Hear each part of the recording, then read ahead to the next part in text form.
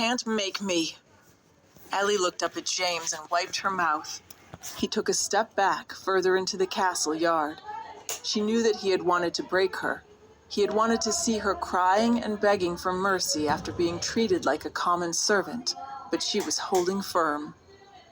"Thanks to you, I'm even stronger than I was before," she grinned up at him. "You're too stubborn for your own good, Princess Eleanor." James turned back to Sir Lawrence. "Why won't she break? Keep going." Sir Lawrence hesitated, holding the whip in his hand. "I'm afraid that is not wise, Your Highness. If I keep going, she will surely die." "I order you!" James turned to walk away when Ellie called out, "Is this how you treat your wife? Your princess?" He stopped in his tracks. She continued calling to him. "Every other princess is treated like royalty. They are given good food, comfortable chambers, and a prince who supports and loves them. You've only ever treated me like dirt." James turned on his heel and strode towards her. "That's what you deserve for what your family has done." "What has my family done? What do you mean?" Ellie was completely confused by James's comment. Instead of responding, James knelt down and grabbed Ellie's face in his hands. "You think you can get away with things just because you're beautiful now? Tell me, what did you do to your face?" "I told you," she struggled to say. "It was the witch doctor." "I don't believe you," he snarled. "No one who was as ugly as you could ever become so beautiful overnight." Just then, Ellie caught a glimmer of desire in his eye as he studied her face. She forced her mouth into a smile. "James, why don't you just admit that you find me beautiful? Is that what's making you so angry?" He squeezed her face harder. "You think you can seduce me with your witch ways? In my heart, you'll never compare to Nerissa. Never. I just want to know what happened to your face. Are you still Eleanor Eden?" Ellie knew she couldn't tell Prince James the truth. She didn't want to reveal anything about her past life. If she even let it slip a little, she would certainly be considered mad, and this would be enough proof for the prince to have her killed. "Of course I'm still Eleanor Eden. I'm her in the flesh. As for the poison on my face, my mother sent a master witch doctor who cured me with a new medicine. I've already told you this." "I want to see the medicine myself." "It's a poison-dispelling herb. If you don't believe me, you can send someone to ask my mother." Ellie knew the prince would never do that. He would never willingly open lines of communication with his in-laws because they would find out how he treated Ellie, and he would be punished. James squinted at Ellie. She could tell that he was still suspicious. "This herb is really miraculous. It cured your face completely in one single night?" "Does your highness want to try it? Or maybe he wants to give it to Nerissa. After all, she's the one who poisoned me in the first place." James's eyes widened with fury.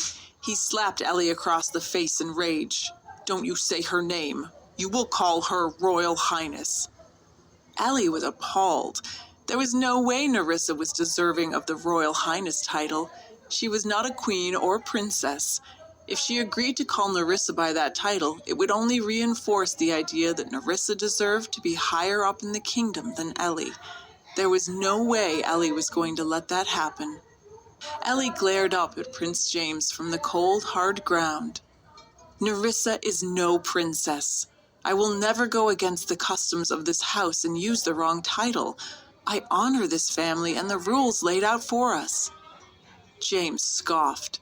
"You and your rules, always hiding behind them." Ellie had used the house rules during the royal mistress ceremony as well to help win some of the noble people over to her side. James clenched his fists, thinking about how his beloved Nerissa had been made to kneel. He continued, "Me? I don't care about the rules. I only care about punishing you and your family for what you've done to me." Ellie could feel she was weakening significantly, but she had to keep strong. Ellie realized these were moments that would be important when she was queen. She would remember how strong, resilient, and brave she was in the face of evil. James didn't like that confident look in her face and pushed it away. "Don't look at me like that." but Ellie continued to smile to herself. James looked at her with disgust. "What's wrong with you? You weren't like this before. In the past you were weak, and when you looked at me you always trembled like a frightened deer. But now..." "Now what?" "You don't seem to care about me at all." Ellie could see she was finally getting under his skin. He was actually getting scared of her. It was time to dig further into her words. "You're right," she said. "I couldn't care less about you." His face reddened with fury for a moment before finally releasing his grip on her. "Enough. I'm done with you. I hope you've learned your lesson." With that, he turned to leave. Just as he walked off in the distance, she shouted at him, "I hope you've learned yours. You will never break me." As she said it, she exerted the last bit of strength she had left. She had held out as long as she could until it was too much. And that's when Ellie fainted. Sir Lawrence looked at Ellie lying unconscious and then up at the prince. "I'll call the witch doctor to tend to her." "You will do no such thing." Sir Lawrence looked worried. "But, Your Highness, we always call the witch doctor after lashings. She could bleed out and die." Prince James didn't look back. "Let her fend for herself." "Your Highness, her father is the advisor to the king. If she dies, he will ask questions. How will we answer?"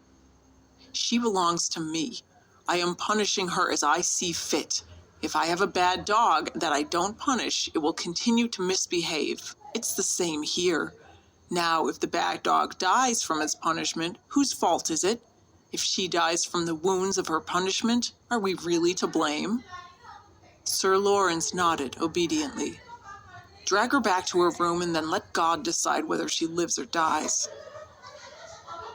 Hours later, Ellie woke up in her own room. She was lying on her belly as the wounds on her back twinged in pain. She heard sobbing and turned her head to find Florence. Florence noticed she was awake and jumped up to wipe her tears. "My lady, look what they've done to you." The pain was so sharp Ellie could barely move. But in spite of the pain, she felt strong and powerful. She had refused to apologize. She had stood up to the prince and won. Florence teared up again. "My lady, please don't move. You're bleeding." Ellie got as still as she could. She needed to give herself emergency medicine immediately. Her body ached with pain. She knew she would have to rely on Florence's help. Florence continued to cry in panic. "You'd finally recovered after falling into the pond, only to be beaten like this." Ellie grit her teeth. "Florence, listen to me. What did I tell you before?" Florence gulped back her tears. "You told me we must be brave." "Yes, good. First, I need you to get me some water." Florence squared her shoulders to show she was being brave and then rushed to get Ellie some water.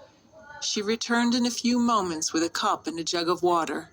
She brought some over to Ellie's parched mouth. Ellie slurped it as best as she could. Florence was both angry and sad. "How could His Highness treat you like this? You're the princess. I asked Stewardess Maggie to get a witch doctor. She refused. Can you believe it? She said the prince had told everyone not to call a witch doctor. He wants you to die." Ellie grimaced. So that was it. James wanted her to die from her wounds. It made sense to Ellie. This way he wouldn't be directly involved, and he wouldn't get in trouble with her father or the king. Ellie didn't want to give him the satisfaction of her death. But the clock was ticking. Ellie needed to close up her wounds, or else she would bleed out. "Florence, we must close the wounds. You must pack them." "Pack them?" "With cloth."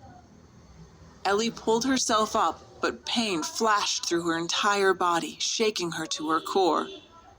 "Pack them." And then she fainted again.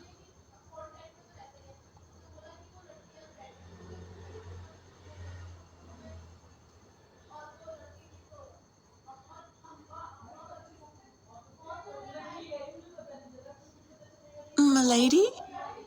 Ellie heard Florence's voice before she could open her eyes.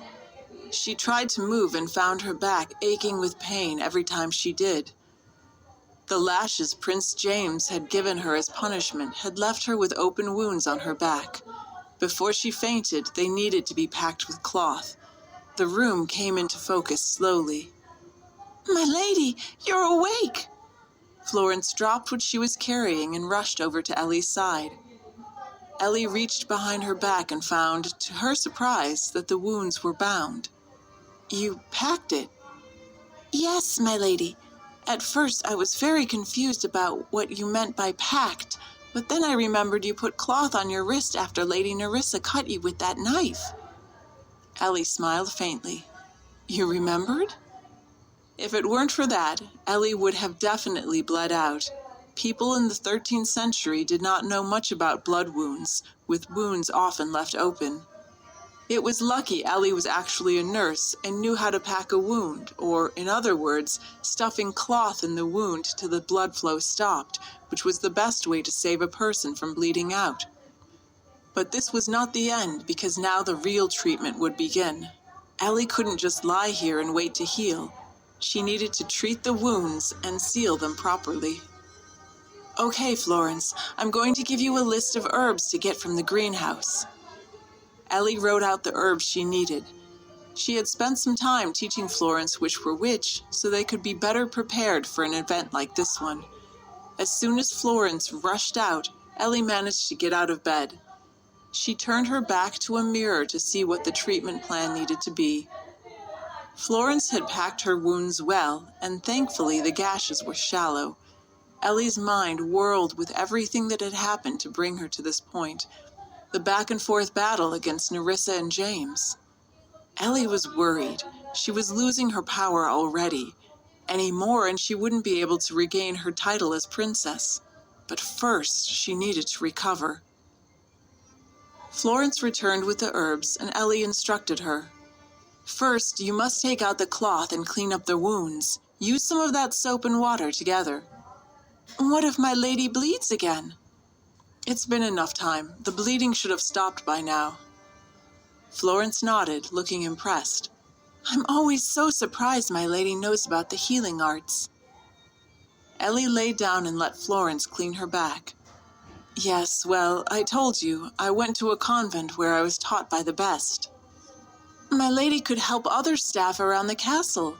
That would make them like you. There are many people here with all kinds of ailments. Stewardess Maggie doesn't always call the witch doctor because she thinks they deserve to suffer." How cruel! Nerissa was effectively turning into the head of the house, but if Ellie managed to get some staff on her side, she could have some support, and right now she desperately needed more allies. "It's done. I've finished cleaning the wounds," Florence said. "Good. Now make a paste of those round leaves with some water and apply it on my back. This will help the pain and inflammation." Florence got to work.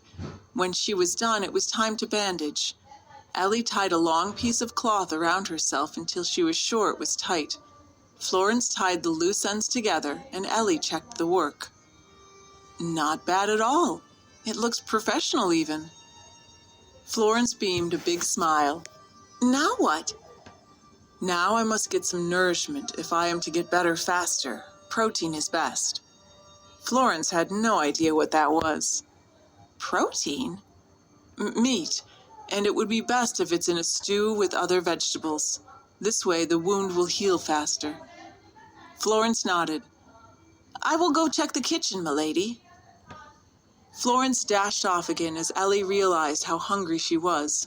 She needed to eat well if she was going to get better. Florence returned with nothing but a small dish.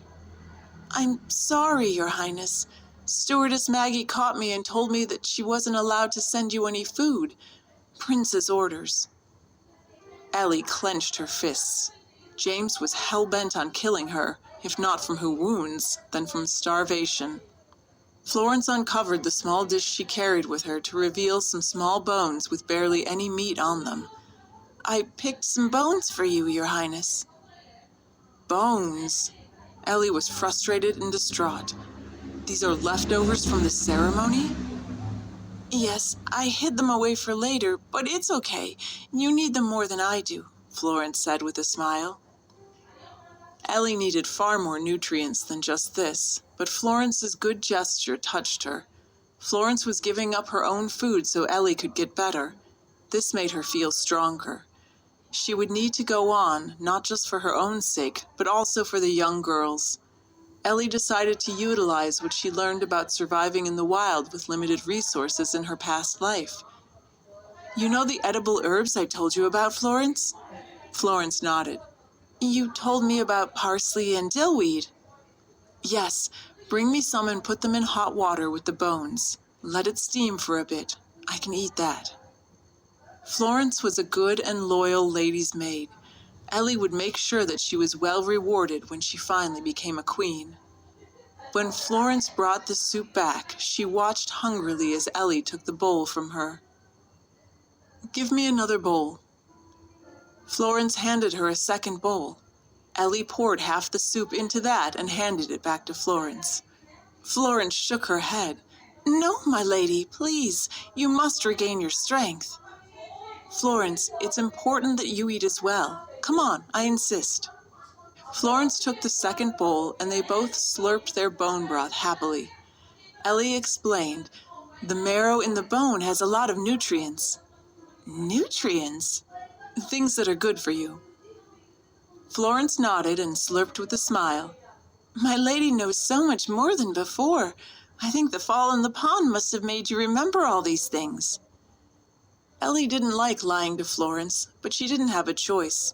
Florence would never have understood that Ellie was from the future, so she continued to put up a facade. Ellie took another sip of her bone broth. I wish we had our own personal cook and kitchen. Wouldn't that be something? Florence lit up. But you did. Don't you remember? Ellie racked through her memories. What happened to the cook? Stewardess Maggie got rid of him. She said you had no more money to pay him. This struck Ellie as odd. She knew that all royalty got a little bit of money from the king for their upkeep, for example, to pay for their servants, cooks, clothes, food, and travel. Why didn't Princess Eleanor have any money? If she did, she would have had a personal chef and her own kitchen. What happened to all my money from His Grace, the king? Don't you remember? You used it all up. Ellie was so tired, and these were the other princess's memories. Remind me again, how did I use it up? My lady was given quite a bit of money from the king upon your wedding to the prince. The servants never liked you, however. The prince advised that if you spend more money on them, they would like you more, so that's what you did. And then? Did they like me more? They did, but then the prince replaced them all. Ellie's fists clenched. That can't have been all the money. What happened to the rest? The prince asked you for more several times to throw lavish parties in your name. Ellie gritted her teeth, already knowing where this was going. Let me guess. He didn't invite you to them. Ellie realized the body's previous owner had been quite a pushover. She had been shy, weak, and unable to stand up for herself. Ellie felt bad for her. She had suffered quite a lot, but no longer. Now that Ellie was in charge, she was going to be sure to regain her power. Right now, she just needed to wait for a chance to do so. Ellie slept and rested for 3 days. On the third day, she was finally feeling well enough to move around. She decided to walk down the corridor to get some exercise. The cool tiles felt good under Ellie's feet. She was walking slowly but surely. That's when she heard voices around the corner. Ellie moved closer, trying to hear what the people were saying. You don't understand. You have to help me. I will do what I can, Sir Lawrence. Ellie ducked to hide. Please, Stewardess Maggie. My brother is going to die. My brother is a hero. He saved the prince. We can't let him die. Ellie overheard Sir Lawrence pleading with Maggie. She hid behind the corner to listen to their conversation. We will empty out the courtyards and tell the staff. Thank you, stewardess. Thank you. Ellie rushed back to her room where Florence was eating some stale bread and cheese. Ellie sensed an opportunity to regain her position as head of the house that had been snatched away by Nerissa. Sir Lawrence may have personally whipped Ellie, but he had also argued against the prince every step of the way. He was a good, honorable man, and if she could help save his brother, he would surely join her side in this fight. She looked at Florence. Sir Lawrence's brother, what's his name? Sir Rolf, my lady. Why do you ask? He's injured. Yes, my lady. The entire staff is talking about it. Ellie thought about her plan. Sir Lawrence didn't really want to lash me. He kept arguing against the prince, but the prince wouldn't hear it. He has a lot of power and influence. If I can help his brother, he will turn to my side. But, my lady, surely they would call the royal witch doctor for Sir Rolf. The royal witch doctor is quite good. As good as I am? Ellie asked with a smile. Florence was impressed by her lady as of late. Ellie's scars were already scabbed over and getting better every day. She also knew exactly what to eat and was back on her feet in no time. Ellie started putting together a plan. She would use her medical skills to help Sir Rolf, but she needed some more information first. Florence, get one of those maids to come here. I want to ask her more questions. Yes, my lady. Florence rushed off. Ellie looked outside the window and saw a procession heading towards the lower quarters. Several guards carried Sir Rolf in a makeshift gurney between them. Prince James followed close behind. At the door to the barracks, she saw him nod towards Sir Lawrence and then turn to leave. James got on a horse and rode out of the castle grounds. This was good news for Ellie. She knew it was best to stay out of James's way for now, and if he knew what she was up to, he would have locked her up. Florence returned with a maid who bowed her head in front of Ellie. Tell me, girl, you listen to what's going on in the castle? The girl nodded. Ellie continued. Good. Tell me everything you have heard about Sir Rolf. The girl looked puzzled, but she was not in a position to deny the princess. Even though the prince had said Ellie was not the head of the house anymore, she was still a princess. The girl squeaked as she spoke. Your Highness, an assassin tried to kill the prince on the street. It was Sir Rolf who blocked the arrow and saved the prince's life. This was news to both Ellie and Florence, as they had been forbidden to leave their wing of the castle. When did this happen? This morning. And what is the latest news? They are afraid he may not live. Stewardess Maggie has asked everyone not to go near the barracks or the courtyard. Sir Rolf was a good man. He was good to all of us. The girl started tearing up. Florence reached out and touched the girl's shoulder. Thank you. Florence looked up at Ellie. She's right. Sir Rolf is the deputy commander of the guards, and he's loved by all the staff here. Ellie's mind whirred. If she managed to save Sir Rolf, she could win not just Sir Lawrence's loyalty, but the loyalty of most of the staff. Even if Nerissa was head of the house by name, Ellie would have real support and power. However, she needed to know more about what kind of wounds she was dealing with. It was advisable to get information first and only then come up with a treatment plan. Ellie turned back to the girl. Thank you for sharing what you could today. Do you know what kind of injuries Sir Rolf has suffered? The girl nodded. He was hit by an arrow in his thigh, and they say that the arrowhead is still stuck in his flesh. Why can't they get it out? The royal witch doctor couldn't find it. It's been hours since then, and Rolf is going to succumb to his injuries. Ellie could picture it clearly. Medical conditions in the past were poor, and wounds got easily infected. They didn't even know that they should suture wounds. Doctors had no idea how to find foreign objects and remove them, especially arrowheads. Ellie used to have access to state-of-the-art scanners and other equipment in her past life that could find the tiniest foreign object in a human body. Now, unfortunately, she did not, but she still had her wits. Thank you. You may go now, Ellie told the girl. As soon as the girl had left, Florence turned to her. What are you thinking, my lady?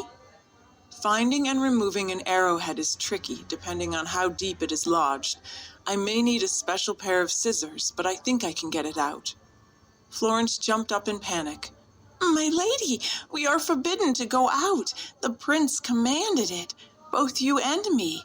I will probably go unnoticed, and I know all the secret passageways, but my lady will not. Ellie stood up and paced around the room. The prince had left. Now was her chance. If not now, she would never get another golden opportunity like this again. He won't know a thing. I'll move quickly. First things first, I need a scalpel and forceps. What are those? Florence was curious. She was beginning to love learning the healing arts. Ellie drew a scalpel and forceps on a piece of paper. The knife will probably be easy, but I need it sharp, very sharp, and I need a pair of scissors that have a flat head. Florence examined the drawing. I can get a knife sharpened in the kitchen, and I can find a pair of scissors and ask the castle smith to flatten the end. Will that work? Ellie smiled. That would work excellently. My lady, before I go, it would be great if you could save Sir Rolf. He has always been kind to me in the past. Ellie nodded, and Florence took off with the drawing. In the courtyard of the castle were the lower barracks. The yard outside the barracks was filled with all kinds of weapons to practice with. Guards sparred in their free time. A few straw dummies stood in one corner where archers could practice. The castle guard used this place to keep up their skills. Inside the barracks, Sir Lawrence stood anxiously in a corner with his hands behind his back. The royal witch doctor examined Sir Rolf. A few moments later, he shook his head and sighed. He walked out and Sir Lawrence hurriedly followed. How is my brother? Can he still be saved? I have tried my best. I can't pull that arrowhead out of him. I don't think he will survive the night. Sir Lawrence was almost in tears. I have only one little brother, my lord. We were orphaned when we were young, and we relied on each other to survive. I beg of you not to give up on him. I will do anything, anything. The witch doctor was saddened, but there was nothing else he could do. It's not just me. My colleagues also agree. We can't save him. I'm sorry. Prepare for his funeral. I can save him, came a strong female voice. Sir Lawrence and the witch doctor looked up to find Ellie walking towards them with purpose. Let me try. I can save him. Sir Lawrence stepped forward. Your Highness, the prince has forbidden you to leave. You must go back to your room at once. But Ellie had heard everything. The man inside was close to death. She had just a few hours to convince them to let her save him. She was not going to give up on anyone.